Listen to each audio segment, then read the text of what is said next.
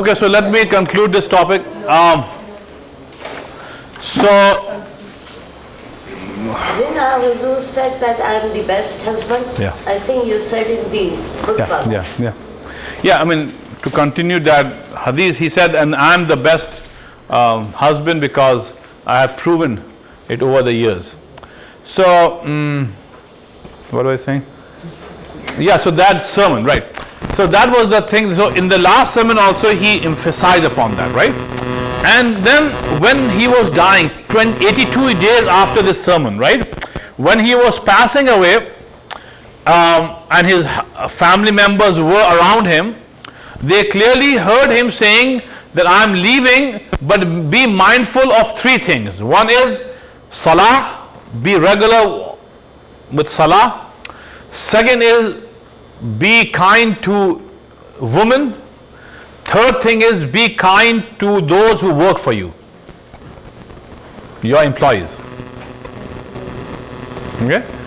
So what I'm saying is that this is what Prophet Muhammad achieved in 23 years. He completely transformed that society from 0 to 100. And nobody had ever done this, nobody can ever do this in such a short span of time. And here in 2014, we are sitting in Florida and we are learning about what he has said 1400 years. He never came to US, he never went to Europe, he was in a desert, in the middle of desert. He never went to a school. He had no teacher. One of his title is Al-Ummi. Have you heard about that? You know, one of his title is Al-Ummi. Al-Ummi means unlettered person. Unlettered, not ignorant. Unlettered person, meaning he cannot read and write. If you were to write his name in Arabic language, let's say if you would write his name, right? This is how you write in Arabic, Muhammad, right? Yes. Muhammad. If you were to write his name in front of him and you give him that piece of paper, he could not read this. He could not. You know, he cannot read the alphabets of Arabic, alif, ba, ta, fa, jim and all that. He cannot read. Because Allah kept him that way, deliberately. Why? Because now when he will come up with something as extraordinary in the world as Quran, right? So now this will be a miracle that a person who cannot read his own name, right? How can he can come up with a book like Quran, which has all the sciences here, that talks about the success of this life and the success of the life hereafter, that talks about history and geography and science and everything. Somebody who never went to a school, who had no teacher, nobody had ever taught him. So who can give him all this message? Nobody but Allah. So that is why Quran is the biggest proof of the prophethood of Prophet Muhammad. Okay? And I said that God intentionally kept Muhammad unlettered. Okay? So like one time there was a agreement happening between Makkah people and Madani people. This is in the 6th year of immigration, Hijrah. When that agreement was signed, or was drafted in Arabic language, the way it was written was that it said that this agreement is between Muhammad, the Prophet of Allah, right, and the people of Makkah. When the paper was presented in front of Rasulullah sallallahu, the Makkan people were sitting there. They said, let us read first. So they read. When they read that it says that this agreement is between Muhammad, the Prophet of Allah, they said, hold on. We do not believe in you as Rasul of Allah, as the Prophet of Allah. So you have to erase this. Just write that this agreement is between Muhammad and the people of Makkah. So Rasulullah said, okay, fine. Rasulullah said to Ali, his son-in-law and cousin, that okay, go ahead and erase Rasulullah, the word Prophet of Allah. Now these Sahaba would never ever say no to Muhammad sallallahu alaihi wasallam because they loved him and they revered him so much. But at that time Ali said, "O Prophet of Allah, whatever you will say, I'll do it, but I cannot do this. When I believe in you as Muhammad Rasulullah, I cannot erase it." So Prophet said, "Okay, where does it say Rasulullah? I will erase it myself." So Ali took the finger of Rasulullah and put it here. He said, "Okay, here it is Rasulullah." So Rasulullah erased it with his own finger. So this shows that Rasulullah Prophet Muhammad could not read his own name. Okay, yet he was able to come up with a book like Quran. Okay. So this is Quran is the biggest miracle of Prophet Muhammad. So Prophet Muhammad never learned how to write or read? No. That is why he is called Al-Ummi. This is Al-Ummi. Al-Ummi. Al-Ummi means unlettered man. Right? So this became a title for him. So even though the prisoners of war would be released if they learn how to write and read, he himself never thought that. He could not. He did not. Allah kept him that way. I forgot the surah name. I think somewhere in Quran it says we give you pen, qalam. Yeah. Qalam, that is the first surah that was revealed. Qalam. Qalam means pen. Yeah. We write with Yeah. the pen. Yeah. So it says in the Quran. But it says that means destiny. Al-Qalam in that ayat means destiny. Yeah, everything is written. And there's a separate surah which is called Qalam. Noon wal qalami wa ma yasturun. Ma anta bi ni'mati rabbika bi majnoon. I thought Allah Miya said, I myself believe that. Allah qalam, pen, write. No. So anyhow, so Al-Ummi is the title of Rasulullah and that is something that gives him more honor. Okay? So no matter how you look at that Quran, all right, it's a living miracle on the prophethood of Prophet Muhammad sallallahu alaihi wasallam. Okay? Yeah. Now, as I said, that the main purpose of Quran is not to teach you science and history and all that. That's not the purpose. Allah said the purpose of Quran is Hudal lil Muttaqeen. The second ayah of Quran, which is Surah Al-Baqarah, Allah said the purpose is Hudal lil Muttaqeen. That this should be the source of guidance for people who want to follow. And remember, if you want to follow, then this book becomes a guidance for you. If you don't want to follow Quran, then this book will never help you. Remember that. When a person opens the book Quran with the intention of learning, right, then it helps. If you open it just for the fun of it, or if you want to criticize the Quran, you want to write an article against Quran will never guide you. So in Surah Baqarah, Allah says, يُضِلُّ بِهِ كَثِيرًا وَيَهْدِي بِهِ كَثِيرًا. This book will take you away from the right path, and this book can guide you as well. Meaning, if your intention is wrong, this book will never help you. So whenever we read Quran, first thing is that we have to correct our intention. We have to believe that this is the book of God and I'm going to read this in order to get some guidance out of it. Then this book will help you. Okay? So this is why Quran is a book of guidance for people muttaqeen who want to learn. Okay? If you are willing to learn, which I think all of you are, this book is going to help you. If you have some other intentions, it will not help you. Okay?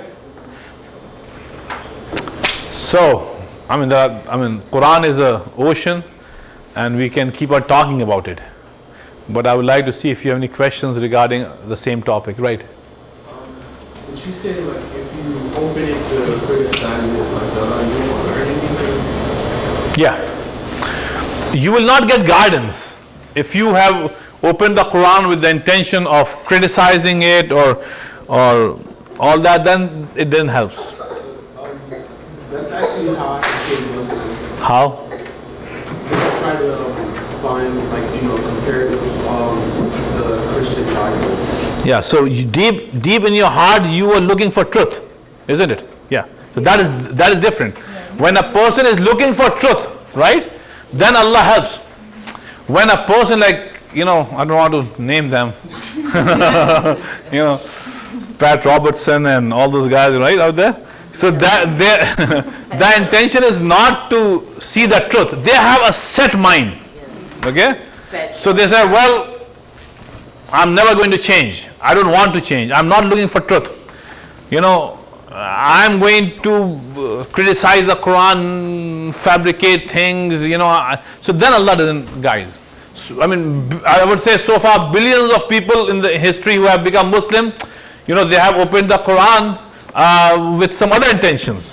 But deep down in the heart, they were looking for the truth. So Allah showed them. But if you say, no, I don't want the truth, like Abu Jahl and others, so that's a different story. So there's a difference between these two things. Yeah. Any questions, sisters, brothers? Okay, let me end with three things here. The purpose of Quran, or the purposes of Quran are three. So you can go home with this message, inshallah. Tawheed, Prophethood in India. Sorry? To teach you Tawheed. Risala. Let me write it down. Now, in Makkah, I said that there were three topics, right, in every surah, which is Tawheed. First is Tawheed. Tawheed. Tawheed means oneness of God. Okay. Second is Risala. Risala means prophethood. Prophethood of Prophet Muhammad as well as all the prophets that came before him. And the third one is Al-Akhirah. Al-Akhirah. These are three topics of the surahs that were revealed in Makkah. Okay? Or let me see the Makkan surah. Makkan surah. Okay? Now, and I said the Madani surahs have the rest of the topics, your social life, your political life, your business and all that stuff. So, now there are three purposes for which Allah revealed Quran, and this is very important. The first purpose is, okay, that it should be believed in. Believed in. Okay, that is the main purpose. Okay? And the second is that it should be recited excessively. Right? It should be recited and understood. Right?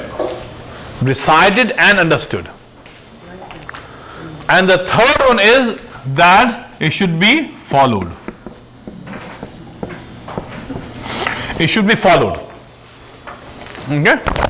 So these are the three primary purposes for which Allah sent down Quran.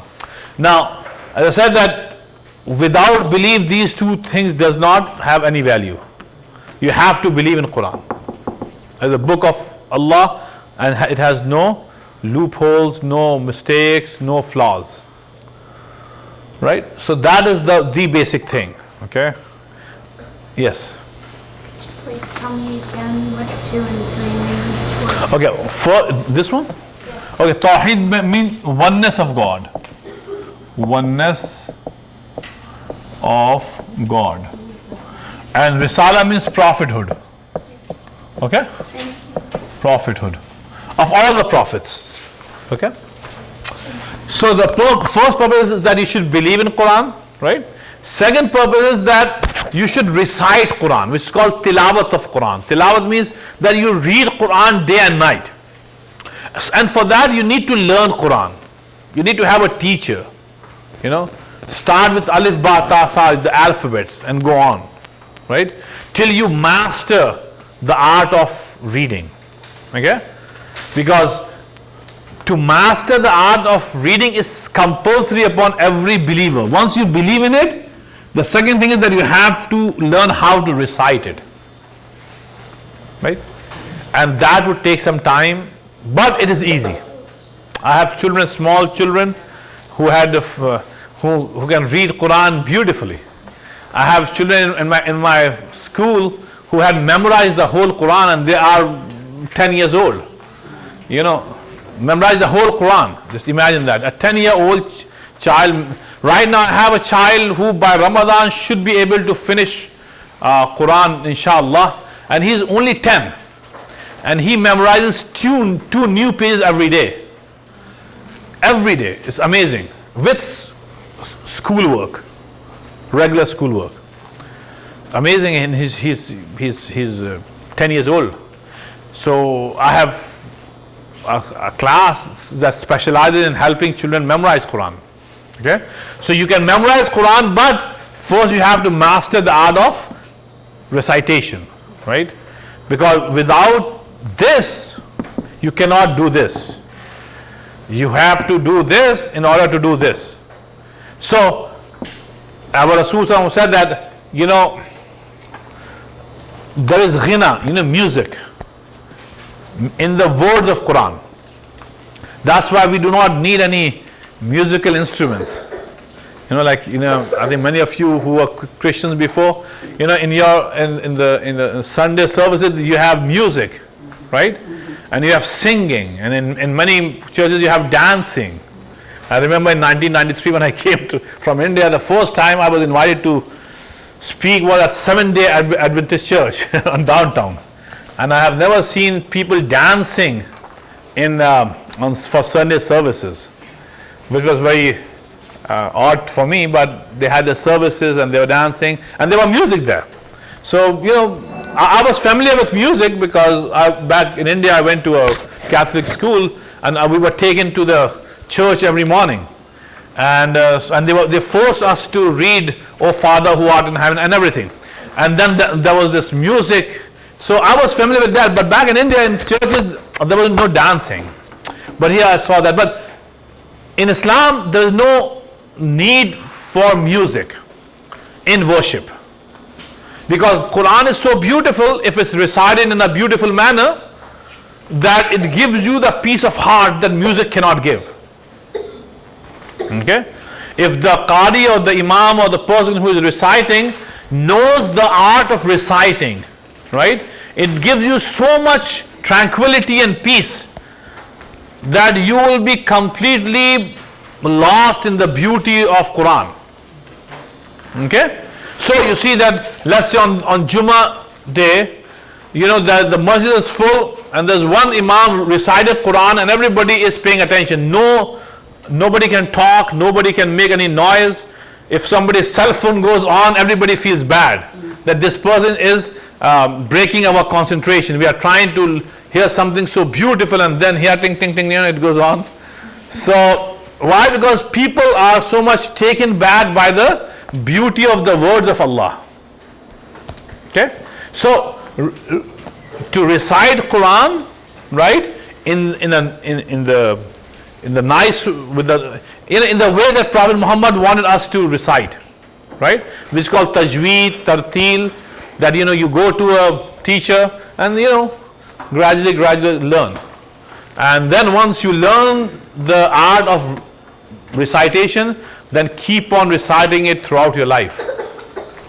Preferably when your last moment comes and you are leaving this world, you should be reading Quran. Okay, this is why a person is blessed. Yeah. I would like to know somebody like me, basically know Arabic. I try to concentrate and that the program, the little thing I learned, does it merit to me or no? Why not? Why not? I have Sister Fatima. She, when are you starting the class? As soon as I have everybody's names and is interested, so you can all start. Yeah, she wants to start a Quran teaching class. Yeah, what she's saying is, and I listen with Quran with her, she always feels like she's is falling short of Allah's mercy. And I tell him, Oh, you know no, what, no, the, no, no. the intention. No, is no, no. not The intention. wrong. No, the intention is. God is very. No, he's very merciful. Don't worry. Because while learning, while learning when I was over there in the country, Oh, okay. and you know, around for my daughter, and so I try my best. Oh, try your best. That's good. What God wants to see is how hard you try. Don't look at the results. Yeah. Results are not in your hand. No, this one is like Yeah. that. No. Try your best. Nobody can say that I perfected the art of reading Quran. You know, it's just but try your best. You know, I'm the Imam. I cannot say I read the best. I can. Nobody can say that. Yes. Actually, I'm not sure if this is accurate, so correct me if I'm Yeah. wrong, but there is I've heard a hadith that there's something about a man who recites the Quran extremely beautifully, and he's given a certain amount of reward, and then there's another person who's struggling and trying, and his recitation is not that beautiful, and he gets double the reward. Very good, sister. Thank you for reminding me. Now, let me tell you what the sister is saying. She reminded me of a very good saying of Prophet. Prophet Muhammad said that there are two persons, right? One is a person who knows how to recite Quran, right? So he is reading it fluently, beautifully, right? So he gets the reward of reading it beautifully, right? But then he said that there's another person, a second person, who is trying his best, or her best, whatever, and you know, he's struggling because Arabic is not his language or her language, and you know, it's he's not getting help from people. So Quran says yatata'ata fi. Yatata'ata means that he's finding it hard. Yeah. So Rasulullah said that, you know, the second person will get double the reward. Why? One for reading and second for trying hard. Okay. So you will get two rewards.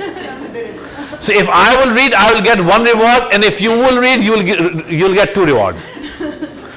So now you should not be crying. Now, sorry?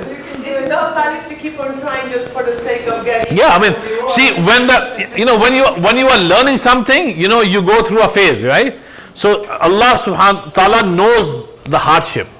Especially I see people in America who have jobs and, you know, and they have other commitments, still they come to learn Islam. You know, Allah knows. And Allah is just. You know, I live about 40 years I was married. And I try my best to learn it. Never for my husband, never taught me about you need to convert or something like that. But for the time, what I understand in Arabic, Yeah. you know, I did very similar to cattle was I listen, you know. And then I try to concentrate MashaAllah, good. Good. as I can. Keep on trying. Keep on trying. So Allah will give you the double the reward. The language has to from the Arabic. Yeah. No, I'll pray for you as well, inshallah. So, second is recitation. I would like to encourage all of you sisters and brothers to get a person who can help you read Quran good. Quran should be read in its original way. For example, say Bismillahir Rahmanir Rahim, so you should say Bismillah Rahman. You know, some people who have not learned, they say Bismillah in a very different way. I used to enjoy, you know, for the Quran, you know, when I was in Arabia, in Palestine, you know, just to hear the houses quiet, nobody in there. I enjoy just to. Yeah, because there's so much sweetness in the word of Allah. You know, like Imam Sykes, he became Muslim after he heard the name of Allah, which is called Azan. You know, before Salah, he was in South Africa, right? So he heard Azan, and that was it. He heard the name of Allahu Akbar, and he gave up his family religion. Tell me, for example, I soon, you know, and then used to send in the country, oh, you be Catholic. He said, no, I know why I do, because only one Allah. Yeah, Alhamdulillah, very good. So, brothers and sisters, try to learn tilawat. Is this called tilawat, by the way? Recitation of Quran is called tilawat, you know. So, So when you believe in Quran, you will recite Quran day and night. Okay? A sign of belief is that you will recite it excessively. Okay? A person who is not reciting it in spite of having known the art of reading, this means that his iman, his faith is shaky. Because if you believe in it, you will go an extra mile in learning the art of tilawat of Quran, recitation of Quran. So, of course, it takes time. There's no doubt about it. It takes time. But if you see, the thing with Allah is that in one hadith al-Qudsi, Allah have said that if you take one step towards me, I take 2 steps towards you. If you come to me walking, I come to you running. Okay? So once you start learning it, Allah makes it easy. Okay? Yes.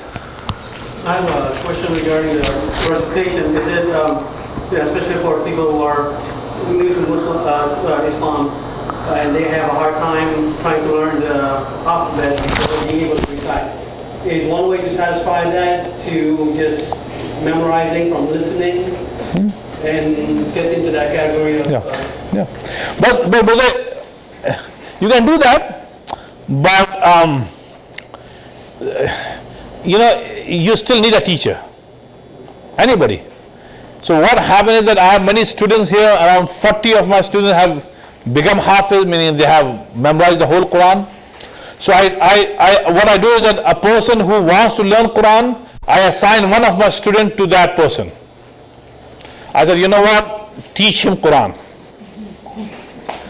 So these students out there, they, mashallah, are teaching many new Muslims Quran, alhamdulillah. Imam Faraj, would you recommend that in teaching someone how to read, recite actually, is it more beneficial to learn the alphabet first, and then the connections and the different, if it's in the beginning, the middle, and the end? Yeah, of course. There's a book here which I have given to Sister Fatima, and I have many copies if you need again. I mean, it just makes it very easy. I think I have one here. Yeah, see, this is the book. Okay, so what happened is that it goes step by step. Simple, big, maybe 32 pages, 24 pages here. So here it gives you the alphabets, right? And then how to connect them, how to pronounce them differently, all the rules. So it's like step by step. This 24, if you master 24 pages, right, you can read Quran. Very easy. If you master these 24 pages, you can read Quran easy. Reading is not a problem. It's understanding what you're reading. No, but the first step is this. Then comes this step. Because the thing is that, your language is not Arabic. I'm from India. My language was Urdu. It was not Arabic. So we are all non-Arabs. So the thing is that only 17% of the world population of Muslims is Arabic. 17. So 83% of the Muslim population is non-Arabic. So Arabs are a very small minority. But Quran is read all over the world.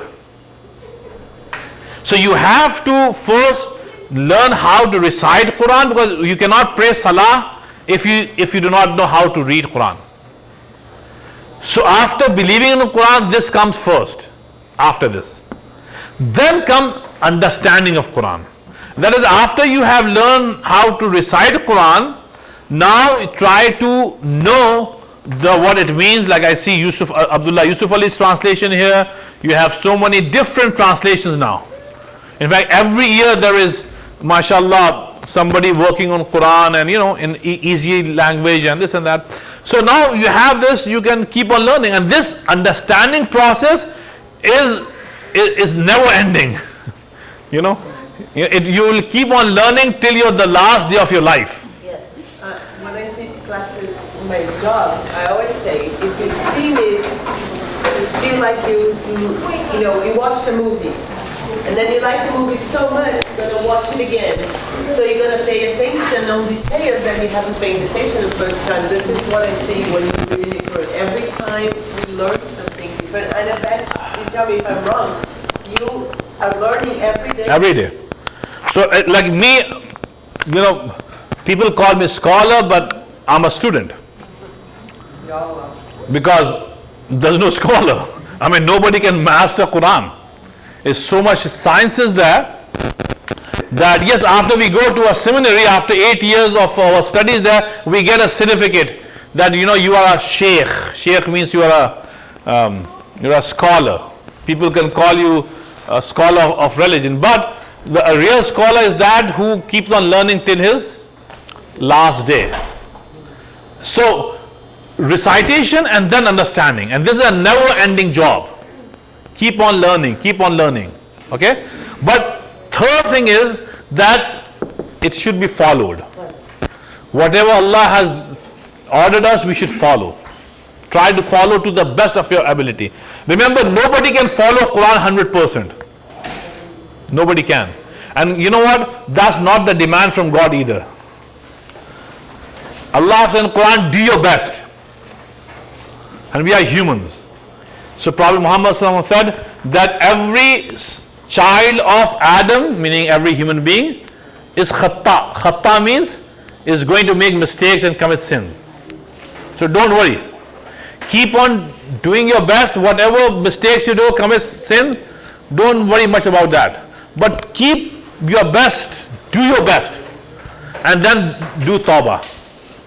Meaning Prophet Muhammad said that the best among you is that who keeps on repenting to God. Oh God, I tried, I again made mistake.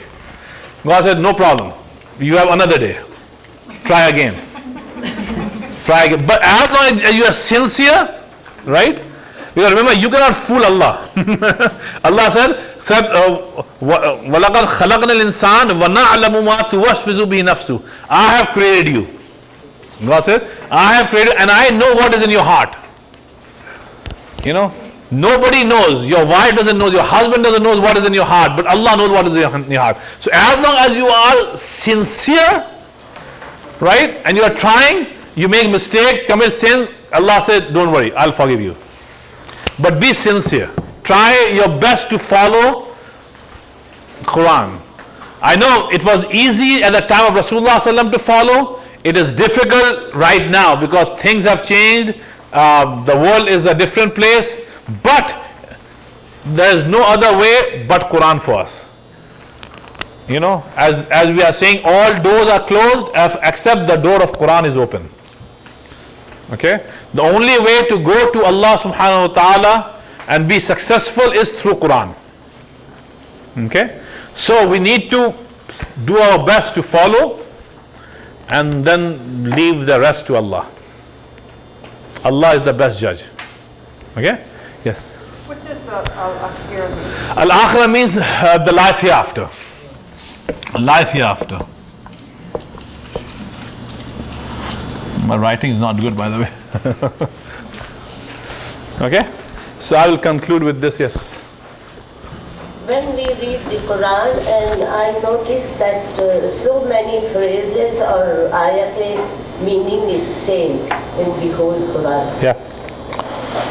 Yeah, I mean, Allah subhanahu wa ta'ala have repeated the messages because Allah said that human beings need reminders.